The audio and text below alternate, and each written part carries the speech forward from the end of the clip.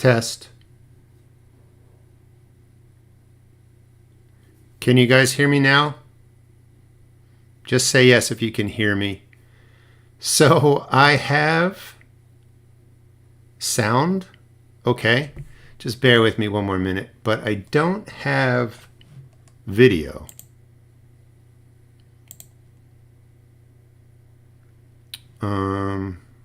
Can you guys see me in any way, shape, or form? Let's fix the camera that's knocked.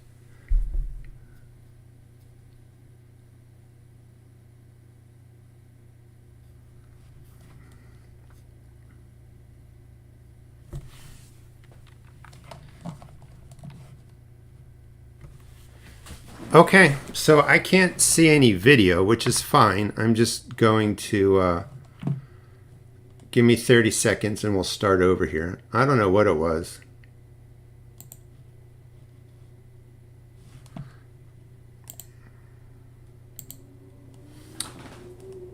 But I will get the chat set up and we'll get started.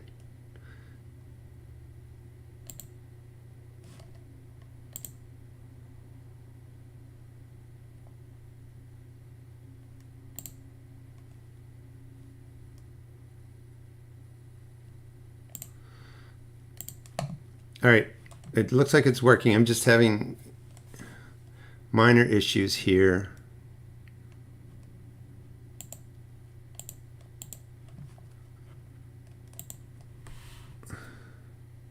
All right, so let's do a double check now. Is the video moving? Can you hear me? Can you see my face? We'll get started. If I reset or shut down YouTube to get the video back, I'm afraid I'll lose all you guys. So I'm just going to go with what we have here. All right, so let's just get started. I'll just pretend the camera's on. I don't know what's going on. But we've got sound. We're good to go. So this is my Perk, not my Perk membership. This is my public Q&A. It's called Garden Grounds. I do this every second Thursday and fourth Thursday of the month at 11 a.m. Usually there's no technical issues, no clue what happened. So this is really a time for you just to ask anything related to vegetable gardening. Throw your questions out there. Make sure that you put question in front of the question because it's hard for me to pick it out of the chat. And we can just get started. I'll talk a little bit too. I'm in Maryland Zone 7. It's October. We're getting 40-degree nights. I'll talk about really what you can plant now and kind of mix that into the Q&A. But let's get started with the questions. That was a solid waste of 10 minutes. Thank you for sticking with me. Shirley, my cucumbers never got bigger than gherkins. Do you have a possible reason for this? So always, first thing, I don't know of a specific reason for that. A couple things to check is, and I don't know if you were growing them more now into the colder weather or this was over the summer, but they do need kind of a pretty well amended soil. So assuming you got compost down, you were feeding them, that's not the issue. They also need regular water. More water is better for cucumbers. They can, be problematic, but I've never heard of them not getting any bigger than gherkins. So is it possible you had smaller cucumber seeds, a different variety, or did they look more kind of distorted, like they started growing and, maybe only got this big and just never did anything? That's a bit of a mystery. All I can say is, you prep the soil, you get your transplants in, you keep the water consistent, you keep them fed, they should produce, but there's no specific reason that I can think of that would happen. Sorry I couldn't help you more. Polite, mother-in-law sent an envelope of Flanders poppy seeds. Do I put them in the ground now or wait till spring? I'm in zone 8B. I don't know that variety. So you have annual poppies, you have perennial poppies. And sometimes poppy seeds need a cold period to germinate. That cold period kind of changes how they are structurally, and then they germinate in the spring. My concern would be is that sometimes if they're perennials, if they get started now and they don't develop good root systems, they may not make it. So first of all, I would look up Flanders poppies and see what's recommended online. You can always plant them early spring, so holding on to them won't hurt. If you want to put some out now, you could do that, but I don't know for sure. I have poppies that I plant annually, but I've also bought and purchased perennial poppies, and they do fine. You know, I establish them usually the previous spring. They do their thing, they're established, they overwinter, and they come back. It's just now's a tough time.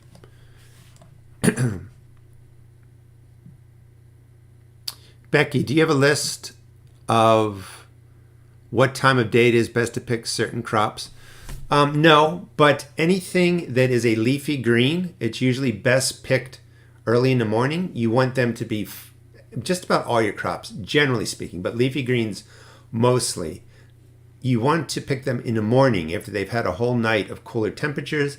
They can absorb moisture. They're nice and crisp. You know, as the day progresses, and if it's hotter, a lot of the leafy greens kind of get limp. They're not best to pick. You can certainly pick tomatoes and peppers anytime, but a general rule is early in the morning after the night, having them pull in the moisture. Vegetables are a little bit better, but there are certain crops you can really pick anytime, like tomatoes, peppers, squash, zucchini. They all hold their moisture pretty well, even on the hot days.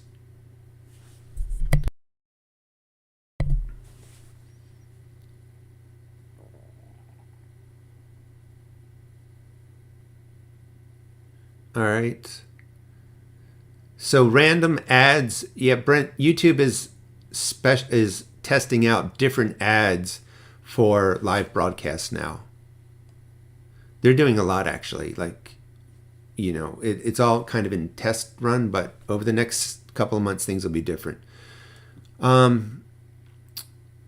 Yogata, I've seen videos on overwintering pepper plants. Do peppers produce as well in subsequent years? Yes. Pepper plants, if you're in a place where the temperatures aren't getting into the 40s at night, you definitely can't have a frost. They're kind of woody shrubs, and they come back bigger and bigger and bigger every year. You'd have to prune them back, but they will survive. If you overwinter a pepper, what it does is it has a nice root system. It's established. You put it in the ground, and it can take off a little bit better. I've overwintered peppers before here in Maryland, and I didn't see a big difference. It's a lot of work because you have to take them out of the ground. You have to make sure you're not bringing in insects and problems into the house if you're going to overwinter them in the house. You also have to manage the water the right way. In a house, it's like, 65, 70 degrees. That pepper's going to still want to grow. Some people overwinter in a garage or in a greenhouse that doesn't get into those temperatures. It's a little bit easier. But if you do bring any potted plants, or you pot up any plants from your garden, bring them in the house, you're going to get bugs everywhere. So I recommend putting an inch of play sand in the top of the container. That seals the outside from the soil, and it seals the soil from the outside. And most insects can't get through that 1 inch of sand, so they just die or they stay in the soil. The benefit of overwintering peppers would be if you have a short growing season. In Maryland, I can get them out late April. I can grow them into October. So I just put transplants out, and they seem to be doing okay. But peppers are grown usually where you don't get cold winters. Definitely can't have frosts or freezes. They're grown as perennials. Life in the Piedmont homestead. I like mushroom compost and mushroom soil. If you can get it at a good price, I make all of my compost now. In fact, right after this, I have a video coming out on how to use lawn clippings 3 ways in your garden. So for people, just real quick, if you can't compost, like I show you how to use it in a cold compost pile, set up a hot compost pile with lawn clippings. Get your green lawn clippings onto your beds for winter. Just put in 4 inches, let it sit there. It's good stuff. It's nitrogen. It'll break down. Mushroom compost is wonderful because I'm making so much I don't really use it anymore. I do have a mushroom garden. I keep everything there. Sometimes I might pull some stuff out for containers. But if you can get mushroom compost on sale, it's really good. It's great in containers. I do really like it. One of my goals is to try and get off having to spend money at any kind of place, really. So with the space that I got, been making compost for years now, I have a lot of it. So I only really need, a cheap bag of organic granular and a water-soluble fertilizer, and my gardens do really well. And mushroom compost might be something you use if you're just getting started. Like when you're first getting your beds set up, you might have heavy clay. It's okay to turn your soil, add in amendments, loosen it up. As you get more compost or your beds get established, you can just start throwing amendments on top of your soil. You don't need to dig, you don't need to turn it. But it all just depends on where you are. So that was a long way to say, yes, I do like mushroom compost. Ashley, I have some cabbage seedlings about 5 weeks old. I put them in my hoop house. I'm in zone 6. Do you think they'll grow to maturity, the hoop house? Yeah, I think you have a good chance. With a hoop house, cabbage can take the frost, can take the freeze. There's a good chance they will get to mature size. Remember, you can also pick the leaves and eat them, as they're growing. But I think you have a good chance for that. Beets are frost tolerant. They can't take prolonged freezes. It kind of messes things up. But I have beets that stay all winter. I get 20-degree temperatures, prolonged freezes. The beet itself gets beat up. It's not good to eat in the spring, but all the green leaves come back. So if you're getting a mild frost or just a, freeze at night, they should be fine. They should be okay. And most of your cool crops can tolerate it. It's when that top inch of soil where the leaves, the upper growth, meets the roots right at the soil line. When that, generally speaking, when that inch freezes solid and it's frozen for prolonged days and periods, that's what often kills off your crops that are the cool weather crops. All right, question. All right, hold on, chat bumped. Got to find out where I left off.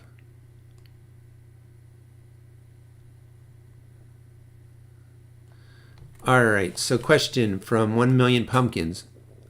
Are beets frost tolerant? All right, we got that one.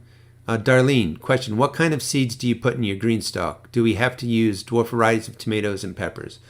So GreenStalk, garden.com, I'm affiliated with them. If you guys have followed my videos and you've seen the red vertical towers, they are back in stock, by the way.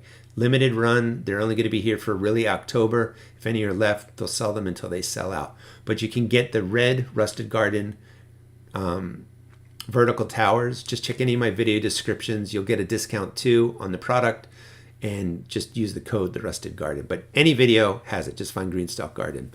To answer your question, yes, you do, in my opinion, need to use dwarf variety tomatoes or a determinate variety that gets maybe 2 or 3 feet. And you only want to put, in that case, if it's a dwarf variety, 2 or 3 per tier is fine. If it's a determinate variety that's smaller, probably 1 per tier. You can't put in indeterminate tomatoes.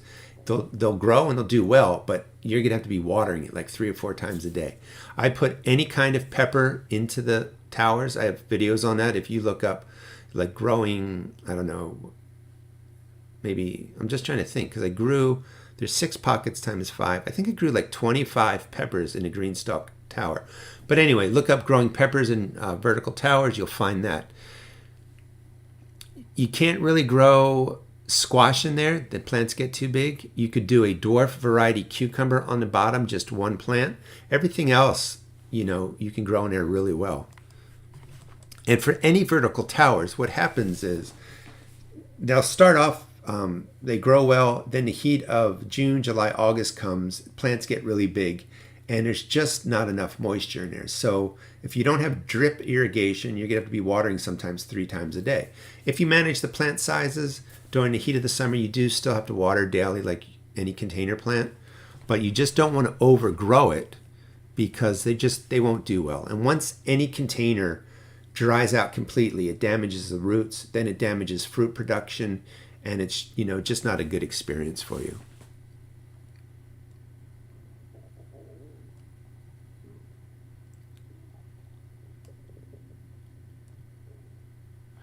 All right.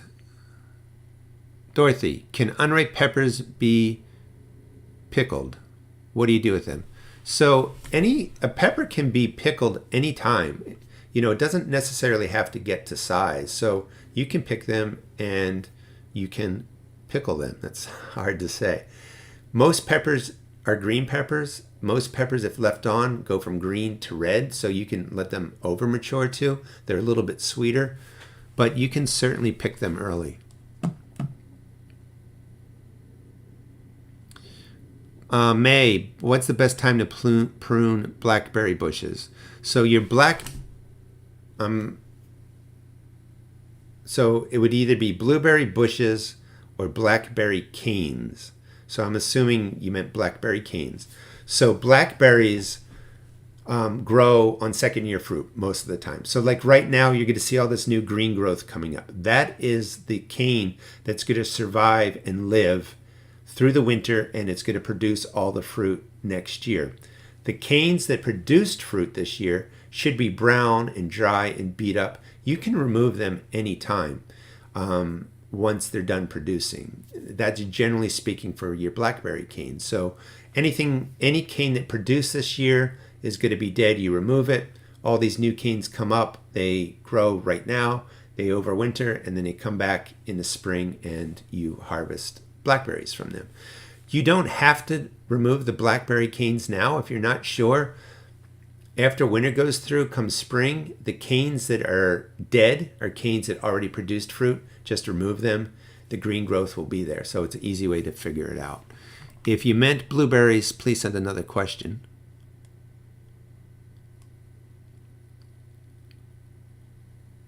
All right, so I really cut my berry canes, to be honest, in the spring.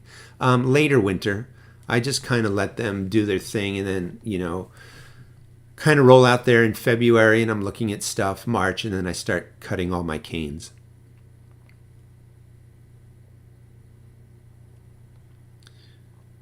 Question, do you have any tips for growing tiny Tim tomatoes indoors in a tropical climate? I only use cheap grow light LEDs. It's the 4th day now. So 4 days is not long enough for tomatoes to sprout, so they can take up to 7 to 10 days. I grew Tiny Tims indoors through our winter using just white LED shop lights, inexpensive lights from Walmart. They grew really well. I got lots of tomatoes off of them.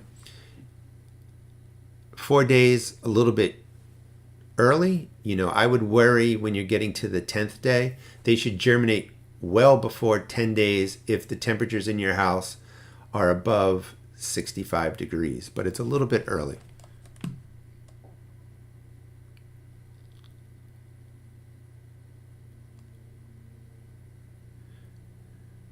All right, Dorothy, can you please do a show about how to take care of tools at the end of the season, shovels, trowels, and clippers? So, no, I can't. The reason that I picked the Rusted Garden as the name of my brand, social media, whatever, basically the YouTube channel, is because I am terrible at taking care of my tools. I leave them out, they rust. I have rusted tools all over the garden. So I am not the man for that. Now, I will put it on my list. The bottom line is if it's sitting out, getting wet and drying, stuff is going to rust. So you always want to keep stuff out of the rain. You can get tool oil and you can put that on your shovels and your trowels, oil your clippers. Just keep them protected, and that will make a big difference. I know that. I don't do that. I kind of just look for stuff on sale. My shovels stay out until they break. That's that's just the way it is. I can't say otherwise. Sharon, I live in Indiana Zone 6A. I have blueberry plants in pots outdoors. Should I bring them indoors? No. So you can look up the variety of your blueberry plant online. It'll tell you what temperatures it can take. But blueberries are really hardy. They should be fine in your containers. I've grown in containers. I'm only a zone above you. I don't see a reason that you would have to, put them in your garage. I think they would do better anyway being outside, dealing with the rain, dealing with fluctuating temperatures, getting sun on the plant even though there's no leaves. I just think they do better that way. So one of the things I want to talk about too, so it's October, we're probably, I don't know what we're at, maybe middle of October, let's say. We're getting 45-degree nights. So here in Maryland, you can't really save your tomato plants. Your pepper plants, they're not going to really continue to grow and produce plants. Because it does get warm during the day, the greenery should look good. But once you get those 40-degree nights, roots start to cool down, the plants really stop producing. So you do, like somebody was saying, what do I do with my peppers? Start taking them off now, pull your green tomatoes, and squash, cucumber plants, they're not going to do a whole lot. So it's really time to move on from them. Cool weather crops you could be putting into the ground here August, September, but really October, we still have a long time. October, November, maybe even into December now with the way the weather is. So radishes are something you can plant now. They're going to germinate quickly because we have warm days. All these cool crops are going to germinate nicely for you. And they're going to, do their thing, and you're going to be able to harvest them. Because of the warmth of the day, they grow really well. They grow quickly. Because it's cool at night, they love it. They taste great. So you're in a good place. But you could do radishes every 2 weeks, really through, let's see, we do 2 weeks now, 2 weeks at the end of October, 2 weeks into November. So you could get at least 3 rounds of radishes into the ground. You can put in arugula. Arugula is going to be ready in like 25 days. You can plant that a couple of times. You can put in certainly garlic. I'll be talking about that next Thursday that we do this in 2 weeks. Garlic can go into the ground. You can put in spinach. You can put in bok choy and pak choy. That grows really fast. It's a Chinese heading cabbage. It does really well in the cool weather. Loves the cool weather. This is really the best time for it. Things that wouldn't really do well now, putting in like broccoli seeds or cauliflower seeds or Brussels or cabbages, things that need a good 70, 80, 90 days to mature, we're just out of time. But don't give up on radishes. You can even put in beets. You can put in turnips for sure. There's a lot that can still go into the ground. All right, let me find out where I left off here.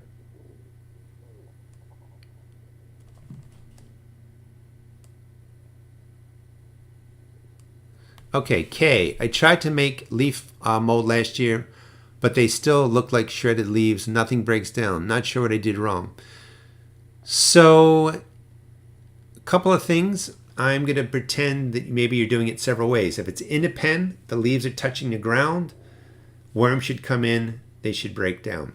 A lot of times leaves dry out. If you have it covered, if it's in a container where worms can't get into, or it's covered and it's not staying moist, that's probably the biggest issue. If you have a moist pile of leaves, worms can access it. They should break it down nicely. You could also have oak leaves, which are really thick. That can take longer, maybe an extra season for oak leaves. Like I have maple leaves and just thin leaves. They do really, really well. But most of the time it's really due to a moisture issue or the worms just can't access the pile. I would also dig down to the bottom, down lower, closer to the ground. You should see more leaf compost, where the top stuff, because it dries out, sometimes doesn't break down right away. And if that's true, you can turn it. You can just add new leaves this year. You can pull out the stuff you want to use or put in your garden, but check it out that way. Nikki, show us how to do a mushroom garden for compost. I've been walking through my neighborhood collecting mushrooms of lawn. Someone's going to catch me. So be careful, because mushrooms can be very toxic. So, certainly wash your hands. And if you bring mushrooms over to your property and they're not good mushrooms, they could kind of take hold. So the mushroom garden I have videos on it. I grow wine caps. So if you look up wine caps, you can see how I'm growing them. And I grow them in mulch. I grow them in hay. When that stuff decays down, you can go ahead and move that into your garden. But I'm not growing like specifically for mushroom compost, but I'm growing mushrooms. And when all that material gets, decomposed and digested, you have to replace it with fresh wood. If you're not putting the fresh hardwood on top or fresh bales of hay, you could take the stuff on the bottom first and use it in your garden, and there's still enough mycelium and spawn left behind that it'll populate the new stuff that you're putting down.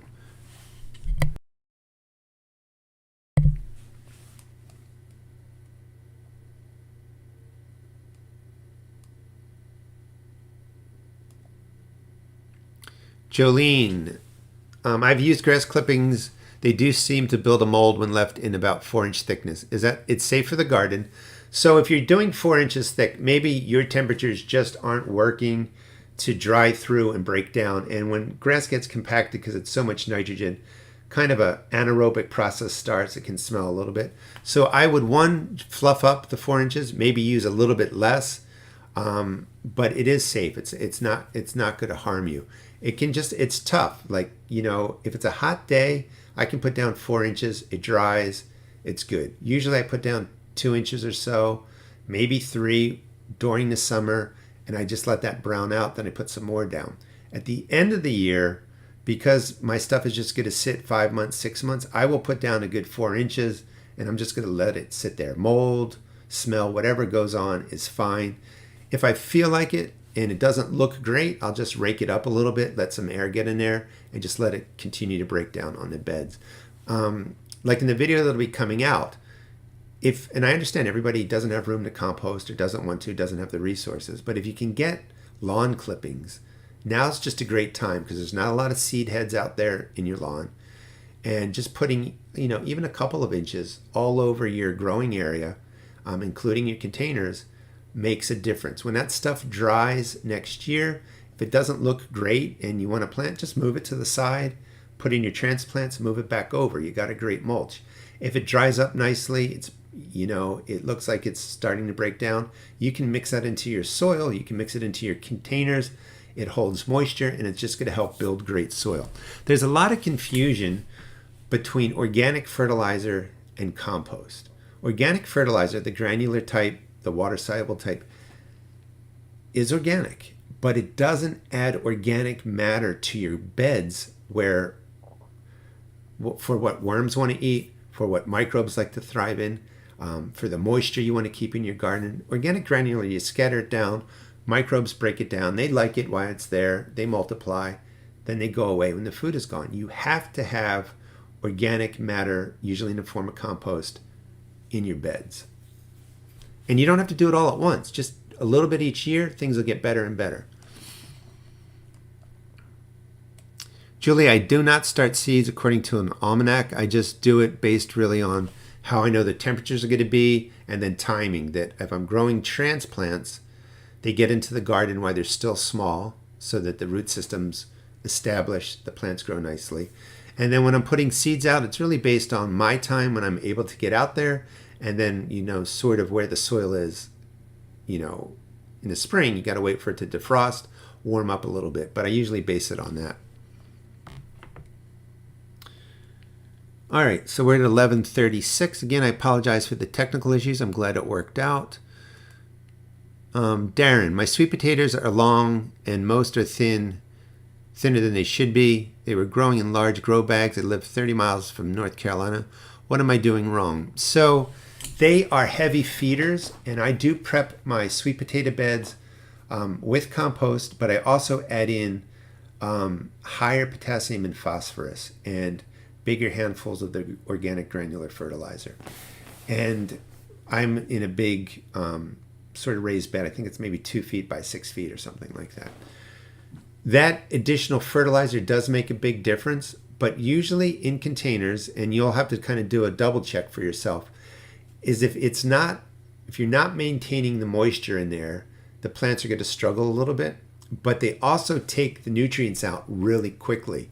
So if you feel like you didn't really, and I can't say you want to water every week with a water-soluble fertilizer, but you want to be adding water-soluble fertilizer, I really think, through July, August, probably every 10 to 14 days. You really have to keep the NP and K getting into there, and you have to make sure you have the moisture there so that they can pull in everything. So next year I would probably just try upping the water frequency and giving them more fertilizer and setting up the soil, and then water-soluble fertilizer more regularly.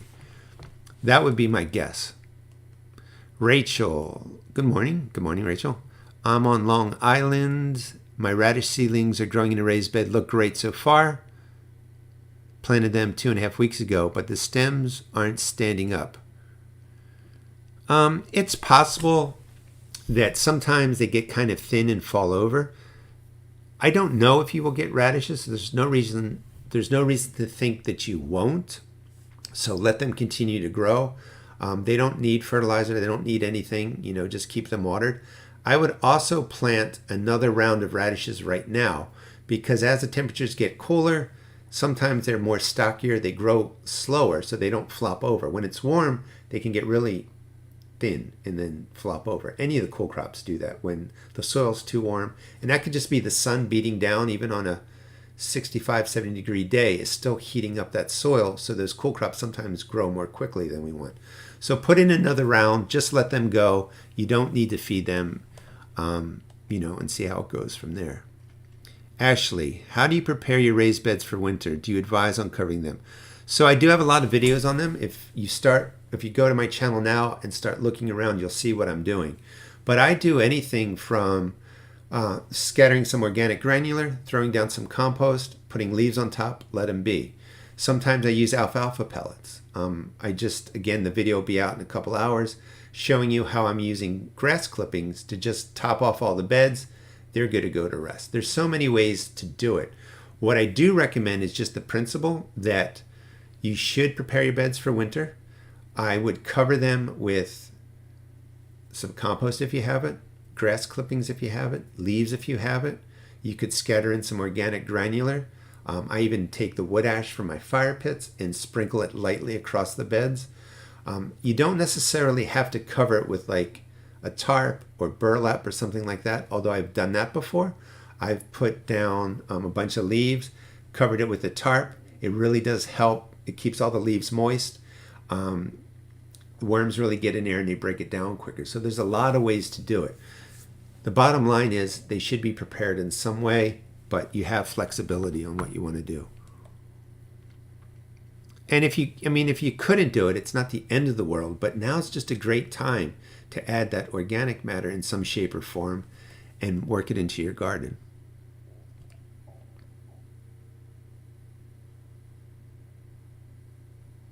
All right, just got to find where we're at here,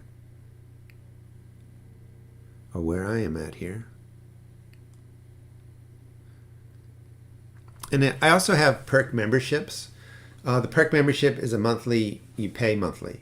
I do 4 or 5 of these mentoring Q&As at different times, different days of the week under the Perk memberships. The group stays somewhere between like 20 and 40 people per chat, which means, and I do this for an hour, which means I can really kind of give you more focused time. It's a great group. Anybody you see with a star, some of them are gold, some of them are blue, are Perk members. Their names might be in green too. And it's a great experience for me because I do learn from the people there. You get a kind of a tight-knit community. You can find people in your zone. You can get questions answered from them as well as from me.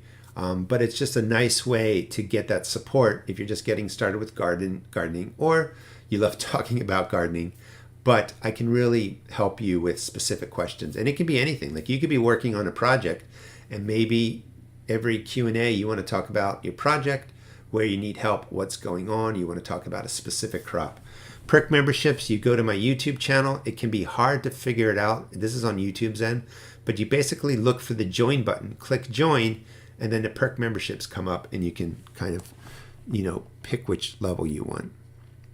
I also do for the second tier, it's a little bit more grow as we grow. So people in tier 2 can do 5-minute tours of their videos. I incorporate them into a longer video and I launch that as a premiere every month. If you are in the first tier, you can send me a video question and I will put that into the Grow as We Grow video also. All right, so now I want to just make sure I didn't miss any questions. Abigail, I live in Miami, constantly raining now, then hot 95 degrees F at the same time. What can I plant now? Cold season is coming for us. So Florida is really different. If your cold season's like 50, 60 degree nights at the worst soil temperature, you're really in a place where tomatoes and cucumbers and squash can all be planted now. And with that decrease in the day temperatures, you're going to have thriving worm crops. So you have to experiment a little bit with that. If you're still waiting for 95-degree temperatures, it's really hard for a lot to grow. Okra grows really well.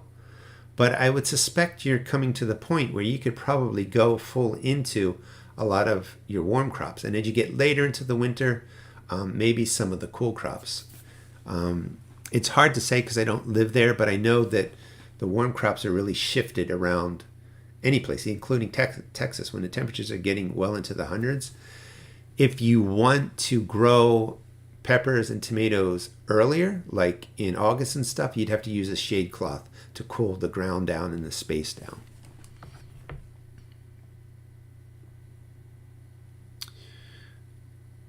Dorothy, do you clip your plants off at the soil line in autumn or pull? I clip them. So I just did a video. So one of the videos for prepping my beds was I clipped the tomatoes right at the stem, or stem right at ground level, leave the roots in, some organic granular, some compost, some grass clippings or leaves. I'm done. Come back next year, move stuff out of the way, put in my tomato transplants, water them in.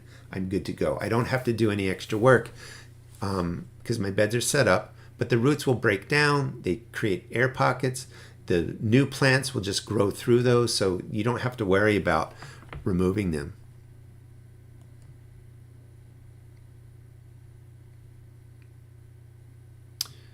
Connie, can you move bunching onions now and replant them in different areas? Yes, and I've never done it, but just dig up a lot because the roots do spread out, so you don't. If you damage the roots too much and you got all this green growth, it's going to be hard for them to pull in the water to manage the greenery. So just a big, mound of earth, move them to where you want, and they should be okay.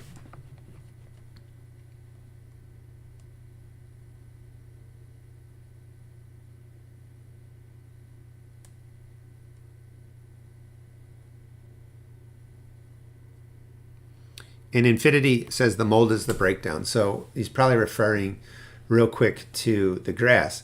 So you have molds, you have fungus, you have microbes, you have worms that break down organic matter. So you have all that going. If grass gets matted, does smell, it's a different bacteria that comes in.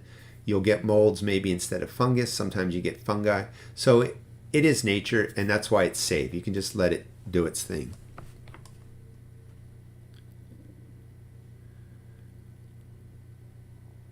Okay, I have 3-leaf molds set up in trash cans and one on the ground. The one in the ground just look wet. I ended up using the leaf as mulch. I'll try and flip them and add more. Okay, so maybe with the trash cans, making sure there's holes in the bottom, you want worms to get into there. If you don't really have the worms, they'll break down. It's just a bit of a slower process, and just make sure that they stay moist. And I wouldn't give up. I would just try and tweak what you're doing, Kay, and see if it goes better next year. Shirley, I have mushrooms growing on the side of my grow bags. Is that good or bad? I don't think it's good or bad. You do want to identify them if you can. The risk is always that it's a mushroom that could be toxic in some way, and you touch it and you get it in your mouth. That is super rare. Like, unless you're going and eating the mushroom, it's really hard to be harmed by a mushroom. But mushrooms in general throughout your garden is a good thing. It means you're getting mycelium and you're getting growth through your soil and across your compost and everything, and it's helping break down organic matter, and that's going to, essentially feed the surrounding area. So it's not really a bad thing. I'd just be curious to see what's growing there. Tanya, my compost is not Start over. My compost is not composting. How do you feel about compost starter? You can take shovelfuls of earth and throw it onto your compost pile. That will help get it started. You can take, if you had compost somewhere, you can take that. The compost starter can help. I wouldn't spend a lot on it. your compost has to be moist. If it's a cold process, it can take 2 or 3 years, so it's really slow. If you want to add grass clippings into the core of it or on the top of it, that will help heat it up and that will help speed it up. But I don't think it's due to a lack of bacteria. Bacteria is always around and it figures it out. It's usually due to temperatures and not enough water, and composting can be slower when it's a cold compost process. Hi, Brampton. So people coming on now missed the whole 10-minute fiasco of the mic not working, so that's good. I will stay on a little bit longer too, just to keep it at that hour mark. Got to find the questions here. Bobcat, good morning. I'm growing a fig tree in a pot that I brought in the house 2 days ago. The leaves are dropping a bit. Should I add anything to the soil? And should I plant it in the ground? So I'm in Maryland Zone 7. Depends on where you are. Depends on the fig variety. Like the Chicago Hardy fig is what I grow. They tend to survive the winter. Sometimes they can be killed off. So depending on what it is, it should probably be out in the ground. Bringing a fig in now, it's probably going to drop its leaves. Figs do go dormant. The goal with a fig tree is not to keep it growing. It needs a cold period, so it has to go dormant. I would try, I would just leave it outside, until the harsher parts of your winter come, and then maybe bring it inside or put it in a garage if it's not going to be put into the ground. But it really depends on the fig variety, and how severe your winters are, of whether or not it would go into the ground. Dorothy, this is a really good question. I can't seem to find granular fertilizer on sale anywhere. Where do you find it? So I'm in Maryland, as I've said a bunch today. Because we have winter, the Home Depots, the Lowe's, and the Walmarts clear out all their gardening stuff for Christmas, Halloween, Thanksgiving stuff, and then they get ready for new products next year. So they put all their stuff on sale all the time. So that's why I can find it so easily. If you're in a place where it doesn't necessarily get a winter and garden products are used throughout the season, they don't go on sale often. What I also mean by sale could also be by your budget. You're going to see all this fancy organic granular stuff with all these additives. Just ignore that. They usually come in 4 or 5 pound bags. I try and recommend to people, you want to pay less than $2 a pound. So if it's a $4 bag, $2, $8, that's fair for the convenience. But sometimes you'll find it for like $16, or it has all this fancy labeling, and you're basically getting ripped off. You just need a basic organic granular. So look for something around $2 a pound. If you want to pay more and you feel like it works, that's fine. I just don't want people to think they have to pay up to get good stuff versus paying less and getting stuff that's adequate. Your plants really don't care.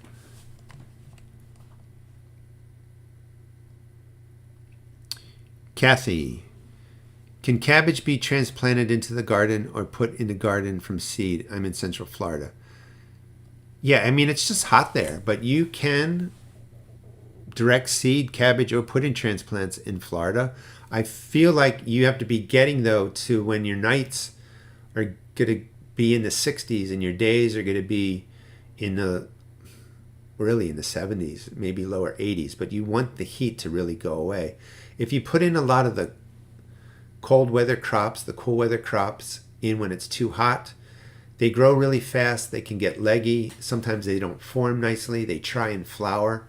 So it's really a timing thing. I think now's a little bit too early, but since you don't get freezing winters, you could probably grow these cool crops definitely through your winter.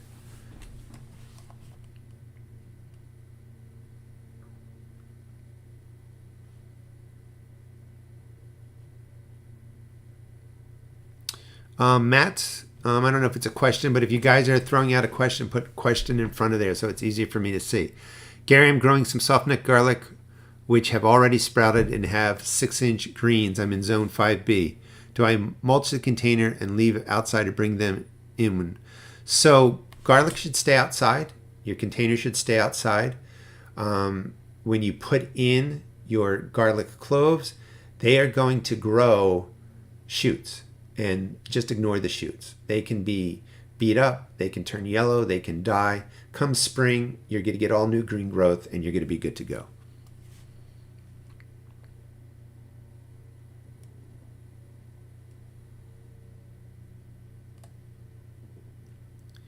Yeah, so the holly tone, Nikki, that's a good price. 25 pounds, $20. It will say for, acidic loving plants, but the acidity change from that hollyberry stuff is fine. It's not going to harm your garden.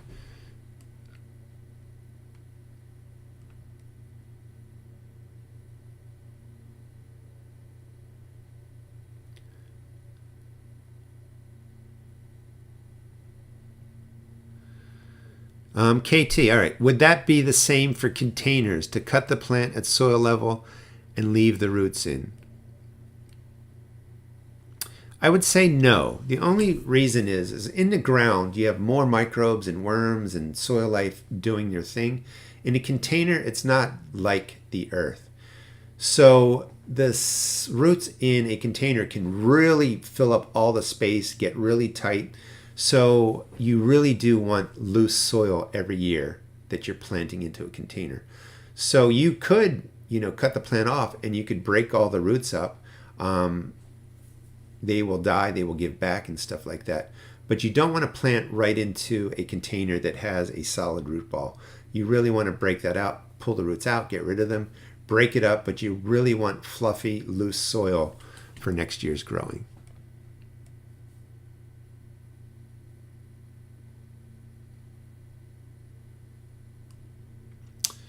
Barb, I have a 3 or 4 year old apple tree in a very large container. Can I transplant it into the ground now? No, you should definitely.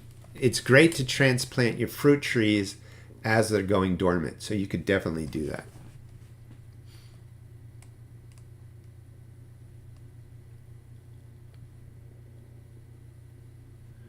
Am I family friendly? I'm not sure who that's going to, but I don't see why I'm not family friendly. Have a family. Love having friends over with kids, teaching them about gardening, so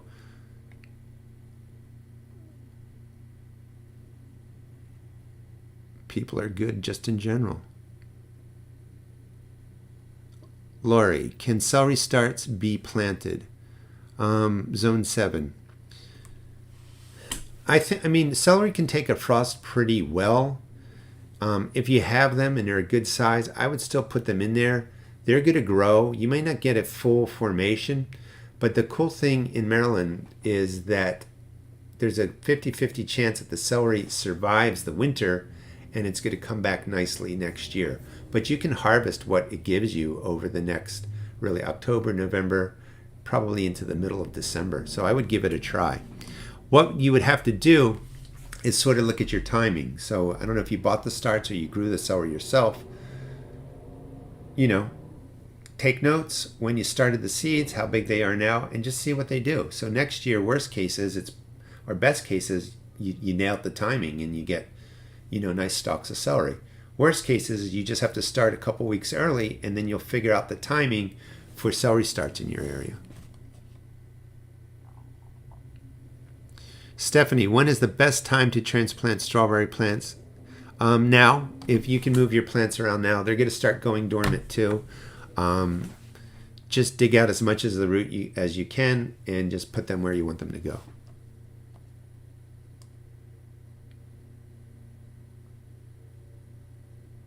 Liz, hi from Delaware. I usually plant slips in August. Can I plant any now? Sweet potatoes, they're not going to make it. And for sweet potatoes, and this makes me think of the last person because I just made an assumption. Sweet potato slips, you put a sweet potato in water, it grows the slips, you break it off, put them in water, 2 weeks they have roots, you put them in the ground. Sweet potatoes need a good 100 days of growing. They love the heat, so they probably did fine in August. I'm not sure how your sweet potatoes might look when you harvest them, But you really want to get them into the ground like middle of May and give them June, July, August, 90 days of great growing, even more into September. And then when the frost comes, harvest them. They need a long period to really develop nice sweet potatoes. So if you put them in the ground now, you're going to get some green growth, but the temperatures are dropping. They're not going to do much, and it's not really worth it.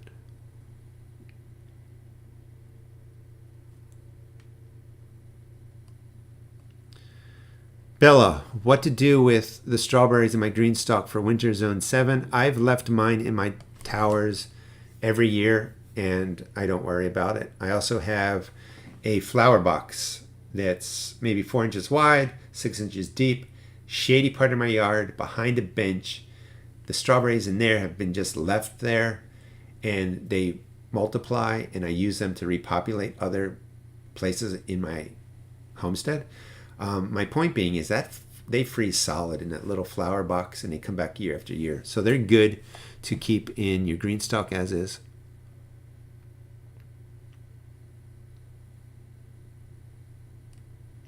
You can direct sow spinach for sure. Kale and collards, I'm not sure.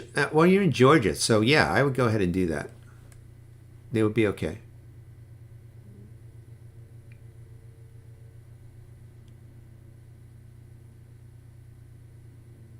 Rachel, I still have some California Wonder Peppers on my plants, but strangely some are turning black, otherwise they're fine. Few green ones turn red, but 3 years of gardening I've never seen this. So a dark purple black color can get into the joints of your peppers, into the joint of your pepper plants. That's a normal coloring. Can show up on your peppers.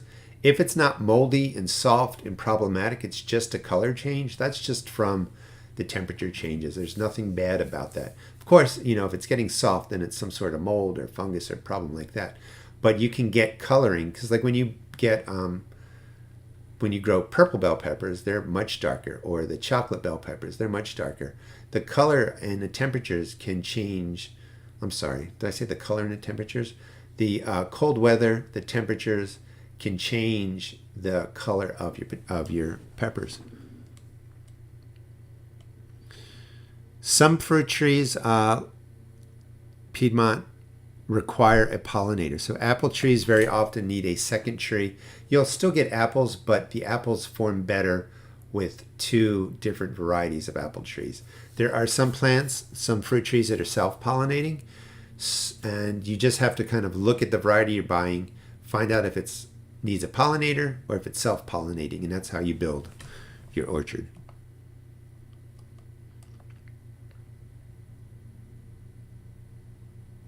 And maybe to better answer your question, if you get a self-pollinating fruit tree, you can have one and you can get fruit just fine.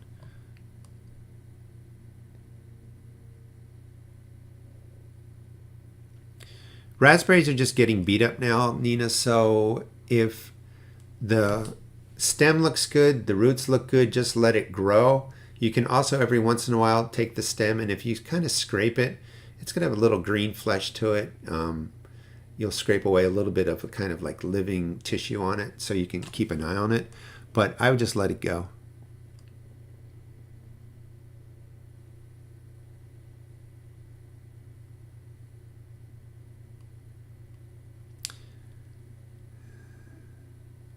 Notions. I'm in Tennessee Zone 7A. When should I start sweet potato slips? So that would be next year. I know that Tennessee, it's going to get cold enough that they're just not going to thrive.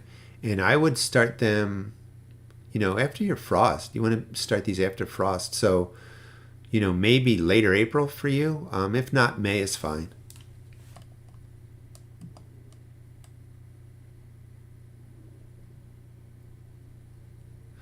So you can see over my left shoulder, Growing an Edible Landscape. That's my second book.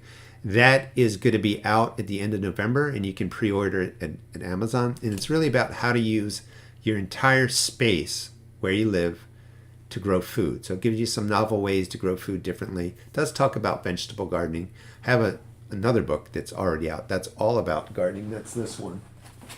And this goes into detail in depth to start a homestead garden, which is really, every homestead needs to grow vegetables, and that's why I call it the homestead garden, because if you're going to kind of, you don't have to go off grid and all that stuff. But if you were, you definitely need to have a massive garden to really supplement your food intake.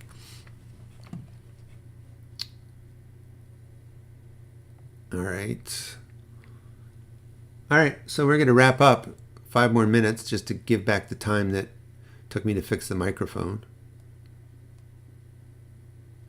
Eddie, I use buckets that are not food quality. There's always that fear. People start yelling, it's going to leach, it's going to leach. In a bucket that's filled with soil, leaching and stuff occurs when sun degrades the bucket. So the bucket can become brittle on the outside. Also, the leaching, I can't say that it doesn't happen. It just doesn't happen at such a level that it's problematic. Can I say it's safe? No. Do I worry about it? No. Would I use them? Yes.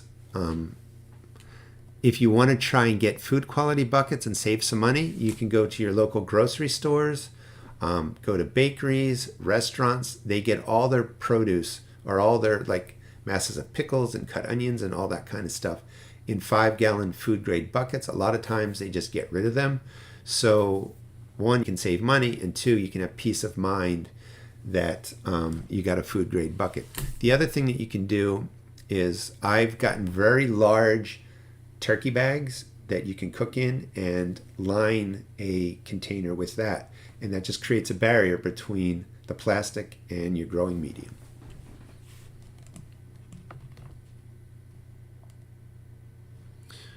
All right, when do I apply copper fungicide to the fruit trees in the fall? I would do it, I'm going to do it when the leaves drop, just as a, preventative for the fall. I'm going to do it in the spring too, before they start budding up. And I'm going to really get on a better routine with spraying fungicides on my apple trees. But I would do it after the leaves drop. And a lot of what you're doing now, and you could spray dormant oils, I'll be doing a dormant oil, is coating anything that's kind of living on there and trying to kill it off now. And then in the spring, you start another spray routine early before the fruit forms.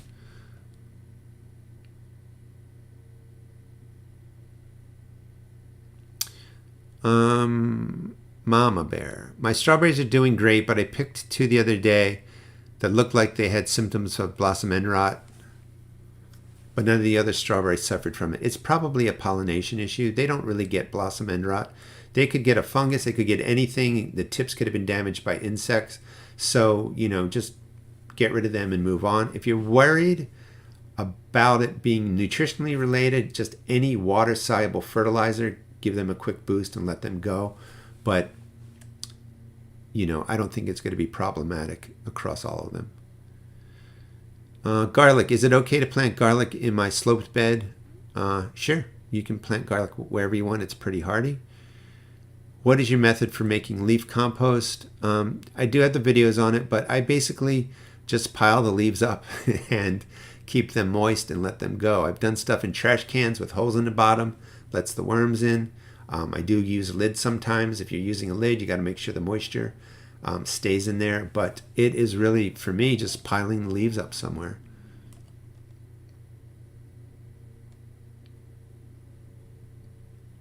I grow garlic in both grow bags, containers, and raised beds. They all work, and just keep them fed and watered. Not really so much now because everything's cooling down, but come next year, in containers and stuff, you have to water them a little bit more, feed them a little bit more. But I've done both. Thank you, Bella, on the book. Congrats. All right, take a few more. I'm in Idaho 6B. Green tomatoes still in the vine. Temps in the high 30s in the evening. They're not going to ripen outside, I don't think, but they will ripen inside. Just pick them all, bring them in the house, put them on a windowsill, put them in a bag, just let them sit. They'll ripen in your house.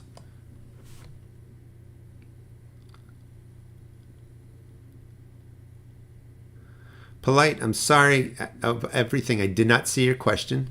but I saw you giving up. Sorry to give up, but if you put it out there in the next minute, I'll answer it. I just can't, because there's so many people on, it's just hard for me to see every question. I apologize.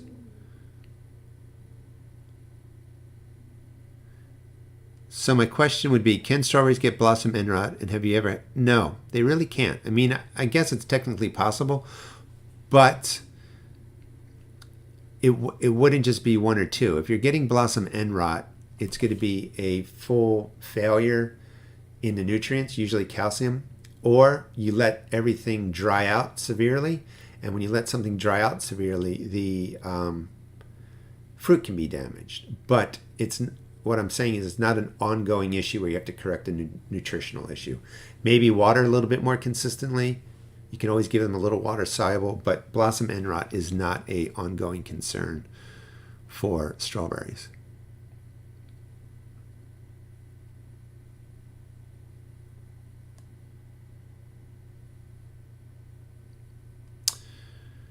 So that's a good question. What size container do you recommend for starting fruit trees if we can't get them into the ground right away? Well, it's in a container, and I would try and go twice the size of the container that it's already in. And that should be good enough to get it through the winter. Because you still want it to kind of maybe, spread out a little bit and grow a little bit more. But they are going to go dormant. I would get into something twice that size.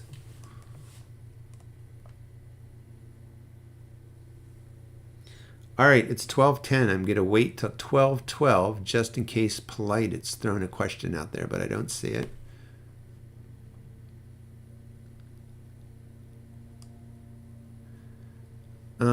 Bruce, I don't know. Peruvian ground apples. If anybody knows, please help him. They sound great. I would love to get some myself. Are they also known by another name, maybe? Because I've not heard of that before.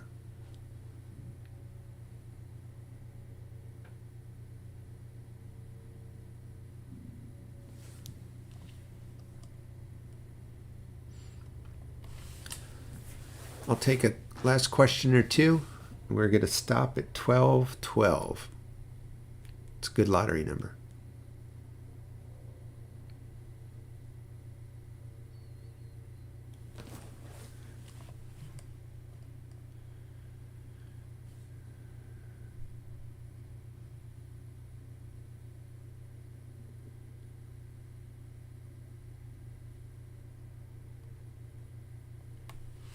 No worries about the strawberry question. Thank you on the congrats on the book.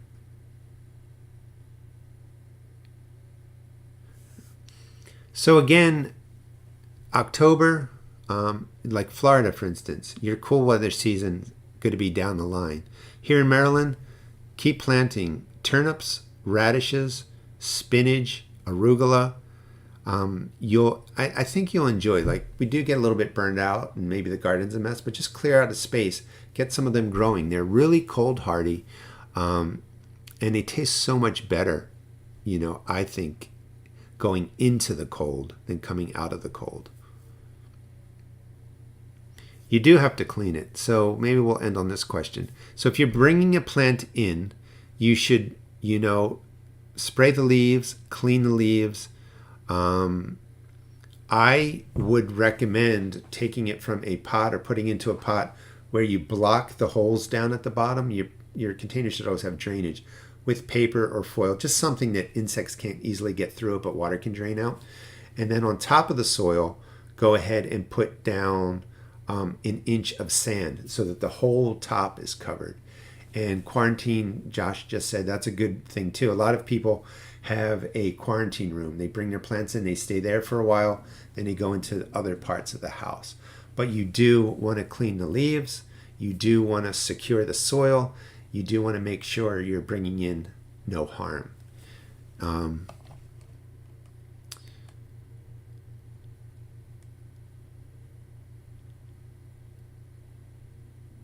Okay, yeah, Polite, you can send me the question. And then we'll end here. Should I bring fig trees in zone 7? If it's a Chicago hardy fig variety, it can stay outside here in zone 7. That's what I have. If it's another variety, it probably has to come inside. Doesn't mean it'll get killed off, but usually the upper growth of other varieties get froze. They freeze, they get killed off, and then the roots survive and they have to send up green again, and you never really get fig. So it really depends on the variety. All right, I will talk to you all next time. Every second and fourth Thursday at 11 a.m. I do this public garden grounds Q&A. You guys have a great week.